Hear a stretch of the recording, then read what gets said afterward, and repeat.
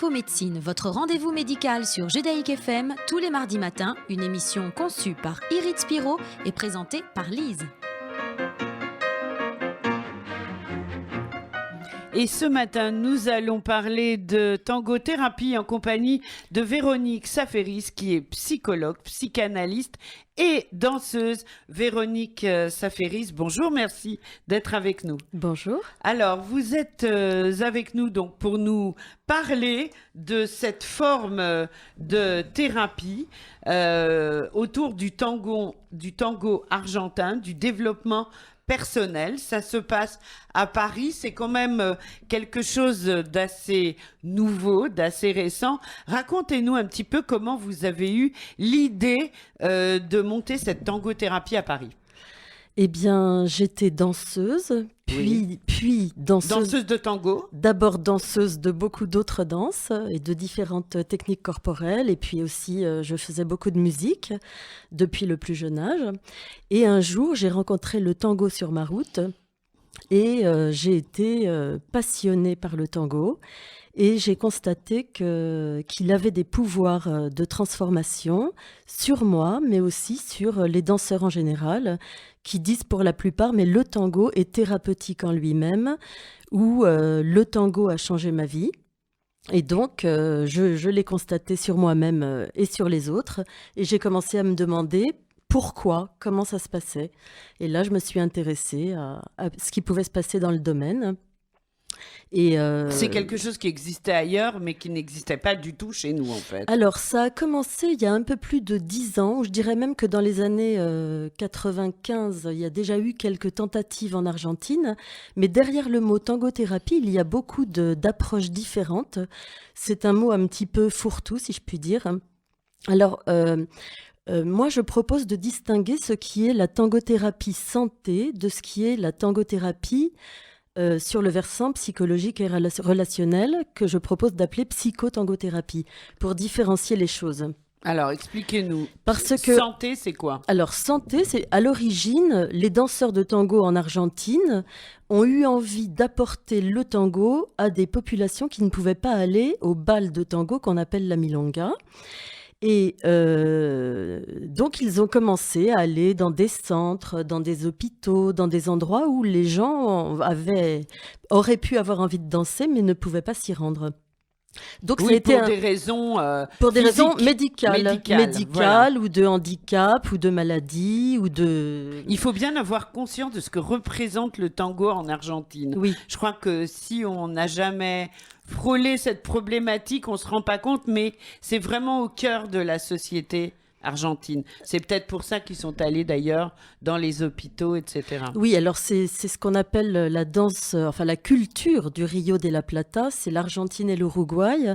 Alors ça n'est pas que la danse, hein. En tangothérapie, en France en tout cas, moi j'utilise essentiellement la danse, mais là-bas, dans la mesure où ils parlent espagnol, où c'est pris dans un phénomène culturel, ils utilisent tous les aspects du tango, la philosophie, la langue, la musique, la poésie que ça représente, et bien sûr la danse.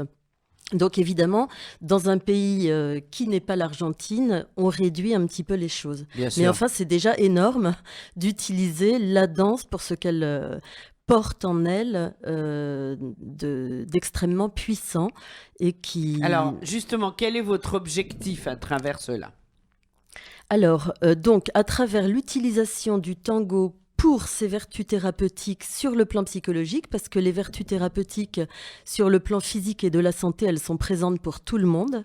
Ça a des vertus physiques, sociales, psychologiques, relationnelles, cognitives, enfin à tout point de vue. Alors sur le plan psychologique, le tango a la particularité d'être une danse d'improvisation dans laquelle nous avons besoin d'un autre. Il nous faut un autre si l'on veut danser le tango, comme il nous faut et pour faire un bout de chemin, on va quelque part ensemble pendant un temps donné. C'est-à-dire qu'on va passer environ 10 minutes avec le même partenaire sur la piste de danse dans un chemin circulaire. Et ça, c'est très important parce que, comme c'est une danse d'improvisation, on ne sait pas ce qui va se passer avec l'autre, sauf qu'on va faire un bout de chemin avec lui ou avec elle. C'est important. Voilà.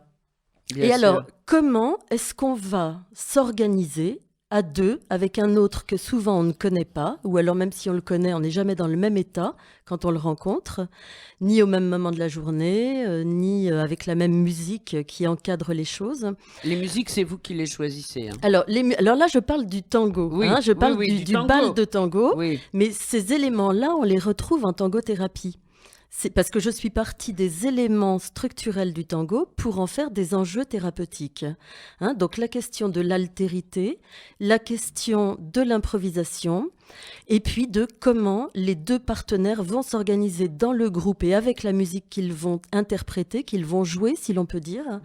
Comment vont-ils s'organiser? Et c'est là que toute la part de la personnalité de chacun va s'exprimer à travers le mouvement spontané pour pouvoir arriver à faire ce bout de chemin ensemble. Alors vous entendez bien que je parle à la fois de tango, mais qu'en même temps on peut étendre ça à toutes les situations de la vie. bien sûr, Parce c'est que ça qu'on entend. On est toujours en train de rencontrer quelqu'un de nouveau, de différent dans la vie, dans n'importe quelle situation, et on va faire un bout de chemin ensemble.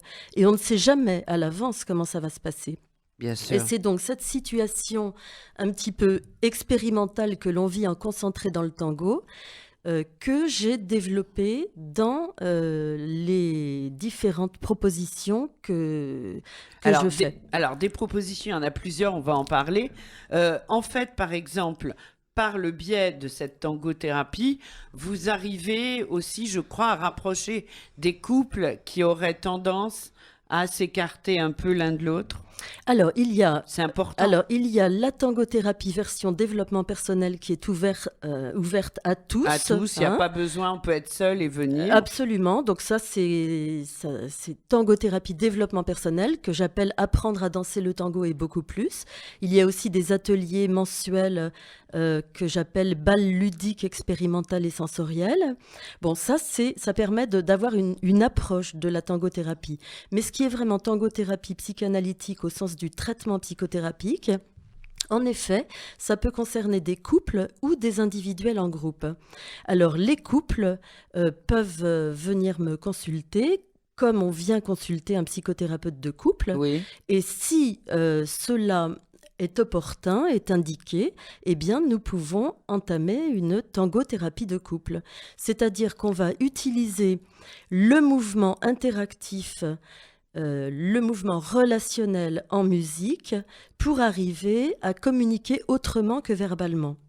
C'est-à-dire, moi, si je reprends ce que vous venez de dire, c'est-à-dire que vous allez leur donner la possibilité d'avoir à nouveau besoin l'un de l'autre, c'est ça, j'ai bien compris, sur un temps déterminé et justement de danser ensemble et de faire un bout de chemin, mais vraiment ensemble, c'est ça? Alors, en tangothérapie, psychothérapie... C'est un peu ça.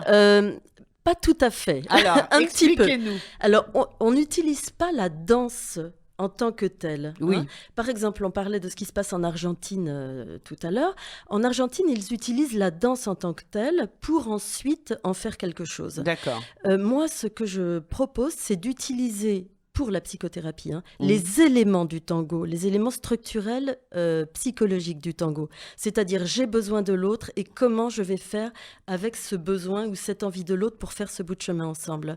Donc, ça va être des propositions en mouvement interactif, mais ça ne veut pas dire qu'on va danser tout un tango. Bien sûr. Je vais pouvoir mettre une musique de tango, mais demander, par exemple, simplement aux couples ou aux personnes en groupe, je vais par exemple leur dire, donnez-vous la main quand vous voulez. Simplement, oui, par exemple, Oui. sur cette musique. Et alors, dites-moi quelque chose, question un peu stupide par rapport à la profondeur de ce que vous nous expliquez. Il faut savoir danser ou pas? Alors, pas du tout. Non, mais c'est Justement. important parce que... Non, alors pas du tout. On n'a pas du tout besoin de danser. On n'a besoin d'aucune compétence. Simplement être là soi-même, avec l'autre. Et c'est là-dessus qu'on travaille. C'est comment je suis moi avec qui est l'autre. Et donc, même si on n'a jamais dansé le tango... Ça n'a, non, absolument aucune pas. importance. Non, aucune importance. Oui. La question, c'est comment je vais me connecter à l'autre d'une façon improvisée et spontanée à partir d'une proposition que je vais faire, soit au couple, soit au groupe. Et alors vous-même, le tango, c'est une passion pour vous? Ah oui, C'est votre vie? C'est vraiment une passion, absolument. Ben oui, parce que j'ai réussi à intégrer dedans tout ce qui m'avait construite dans ma vie, la psychanalyse, la danse, la musique, la psychologie. Et de tout ça, j'ai concentré un petit peu tout ce que j'avais, tout ce que je savais faire Bien dans sûr. cette tangothérapie psychanalytique. Alors, il nous reste peu de temps, c'est très diversifié, vous avez des ateliers. Oui, En quelques mots, expliquez-nous. Vous avez surtout un site oui, qu'on va donner, hein. Le site, c'est www.véroniquesaferis.com. Véronique comme Véronique, S-A-F-E-R-I-S, collé en un seul mot. Ou alors, tangothérapie.saferis@yahoo.fr. Non? enfin oui, sur Oui. le site, on trouvera toutes les Toutes les informations. infos, hein. Ça, c'est important. Alors, quand même, quelques mots sur vos principales activités. Oui, alors il y a donc les ateliers hebdomadaires 2 fois par semaine qui sont ouverts à tout le monde. Apprendre à danser le tango et beaucoup plus. On n'a pas du tout... Alors, on change les rôles aussi pour se mettre du point de vue de l'autre. On apprend les 2 rôles. Et puis, on parle entre chaque exercice, contrairement à un cours classique. Donc, c'est en cela aussi que c'est thérapeutique, mais ouvert à tout le monde, c'est-à-dire qu'on ne va pas très profond. On révèle simplement les choses qui se passent dans la relation dansée. On en parle tous ensemble dans une atmosphère très conviviale. Il y a les labos tango une fois par mois, qui sont des bals expérimentaux, ludiques, où on n'a pas du tout besoin de savoir danser non plus. On passe par les sensations du tango, mais ça n'est pas pédagogique. Et puis, il y a Et le même si on versant... n'a pas de partenaire, on en Voilà, trouve et sur on a, place. pour aucun atelier, on a besoin de partenaires. Hein, parce qu'on Donc change ça, les c'est rôles. vraiment bien. Voilà. Et puis pour l'aspect strictement thérapeutique, alors là, c'est après consultation, bien sûr, pour voir qu'est-ce qui conviendrait et quelle serait la meilleure chose possible pour les personnes qui ont envie de faire une psychothérapie de cette façon-là. Eh bien, donc, un site, je le redonne, www.véroniquesaferis.com pour tango argentin et développement personnel. Danser le tango, ça change la vie. Apprenez à danser beaucoup plus. Je suis convaincue. Donc, je vais m'y mettre aussi. On vous fait des grosses bises, Véronique Saferis. Bravo pour ce que vous faites. Merci. Et puis, quand vous le souhaitez, sur Judaïque FM. Au Merci revoir. beaucoup, Lise.